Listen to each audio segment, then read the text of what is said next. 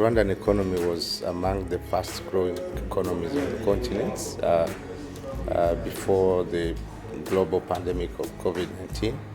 And Rwanda had a very promising economy because it had expanded, how it traded with other countries. The regional trade itself was good, and the fact also of enhancing all financial sectors. We had prioritized industries, consuming what we produce, and to try to import few and produce, consume and produce locally. So, this was making Rwanda to be among the healthier economy, on the continent, the growing one, because Rwanda is still counted among poor countries, but based on how actually Rwanda was coping with its economy, Rwanda was at a good stage.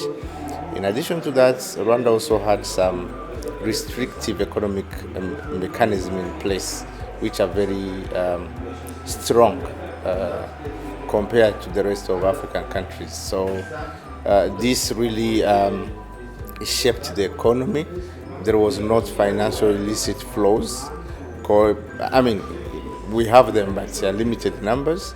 So Rwanda was managing its resources in a very good way, and this actually make the internal economy to grow. And the projection of 2019-2020 budget was to reach 9% growth of our economy. So we were among the countries that were doing good in Africa. Yeah, currently Rwanda is not an isolated iceberg in the ocean. So like any other countries in the world, it has been affected by COVID-19. How? The COVID-19 is something that came without being aware that it will come, or no any country had prepared for it.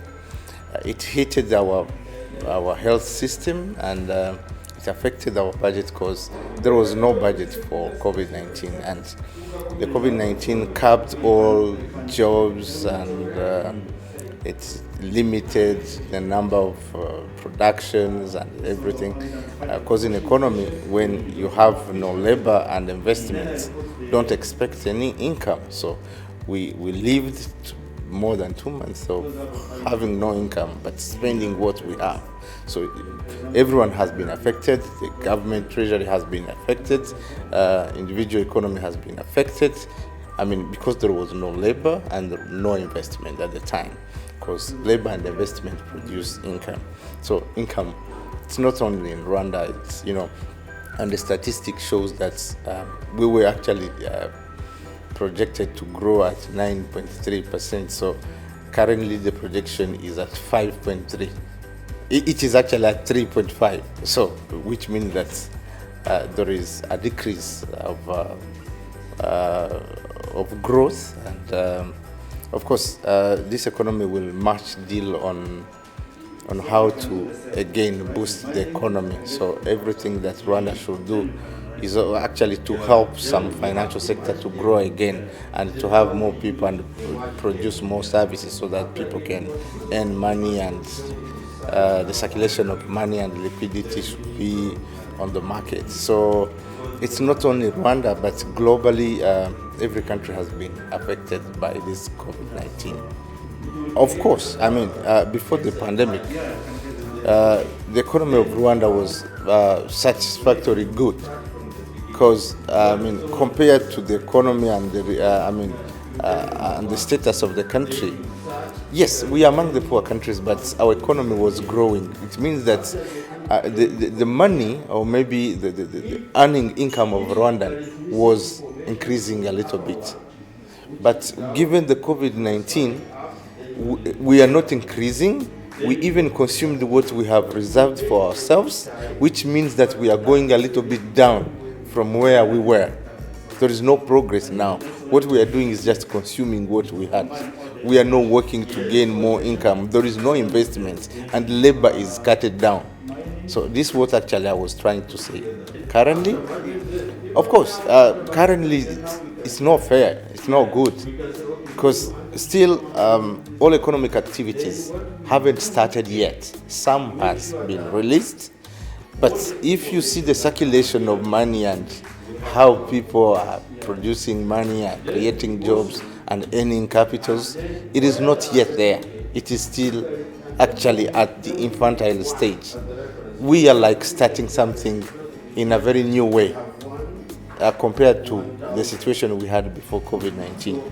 And this shall require also some government intervention or some financial institution intervention to once again inject money in some financial sectors. And those financial sectors like the trade, industry, road constructions, services that were generating money, including even the service sector itself. Our Rwandan service sector is now, a financial sector because the tourism, the hotels and everything generates money. It gives employment and jobs to people.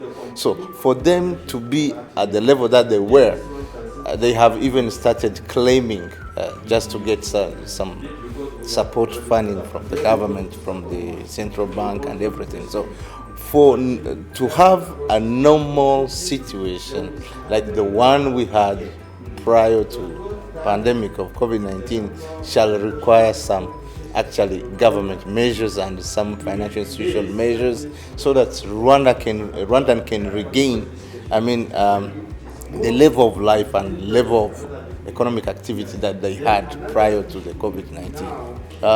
Globally, it's huge. Coming to Africa, it is terrible. Coming also to Rwanda is also among the African countries. And COVID has affected a lot of countries, but the effect of COVID to the poorest countries, it is huge. It is huge. In terms of billions, currently, I think even the Rwandan government cannot at this time estimate the costs of COVID-19 over its economy. But I think they have now some statistics and some orientation because the COVID is still there. Because the government is still spending on unplanned health situations and the recovery. Because, of course, they cannot give real statistics now, but even the growth itself, it was projected to 9 some points, but a country projecting 3.5 growth, and with no export, because we cannot export because the airplane are closed, we can't, and countries are closed, so we cannot trade to other countries because so many countries are closing their borders now. So we produce what we export what we produce. So we had 2 months of lockdown without production, which means that in terms of exports, we have limited product to export. Countries are closed, borders are closed, which means that we cannot import the way we used to import. The services are not working, are not operating. So it will require some time again to inject in their capacity to be able to produce and trade among themselves. And people who had money in circulation now, they fear, because they don't know the longevity of the pandemic, they don't want to expose their investment and their money because they are not sure of the returns. Banks are very afraid now to release a lot of money. That's why we have that restriction of 1 million withdraw per day. Otherwise, all sectors are fearing that liquidity will be shortened in the long run, and actually the circulation of money among people not be there. So this affects in a very tangible way our economy. I can't predict in terms of number, but because we are still under COVID, even though we have some relaxation of the lockdown measures, but we are still in the pandemic era. So we can't exactly estimate, but we have been Rwanda is among few countries which didn't revise its budget because of the COVID-19. I think the reason why we didn't revise this budget is because our budget is almost at the end. I'm sure because of, the impact of COVID-19 on our economy, it will much affected the next year budget to come. It will encounter some very big revisions. It will cut down some spending on some, I can say that the budget does some reasonable, budget lines. Because some budget lines will be fully cut off because of the response that the government has rendered to the health sector. Some money will be withdrawn from some activities which didn't, function during the COVID-19. So, government will do what we call the recall of the budget. Some budget line will not operate, and a lot of money. I think this time, the budget 2020-2021 will go to much to health sector and boosting some financial sectors. So there will be some reasonable spending and allocation of the budget, because priority for me, I think, should be given to health sector and financial sector. Other sector might suffer in the long run. Actually, one of the measures, this is according to me, government will have to rescue the financial institution in Rwanda. Government should also strategize and inject in the financial sectors, in the industry, in sector like the tourism, the service sector, and government also need to see how to reduce and reasonable spendings and invest much in sector that produce capitals and finances, so that people can a little bit peak again and come back to the normal situation. Otherwise, and this will cost a lot of money to the governments. I'm not calling only the government to do that. Even other international multilateral institutions, investors from abroad, and investors will be very prudent. That's why actually I think government shall require to invest a lot, because some partners like the World Bank, IMF, and other multilaterals who normally invest in our African economy, I think now they have some a fear that if they invest in Rwanda, they cannot recover everything they want, or in Africa, because they are still under threat of the COVID-19 and how the COVID-19 has impacted the African economy. So there is a fear that if they invest currently actually this time is not a healthy time to invest in any country in the world. So there will be a limitation in terms of investment. Countries are not producing, and countries are spending much on healthy than economic activities. So definitely it will require our government, the central bank, to revisit some of financial policies and invest much in services that produce a lot of money.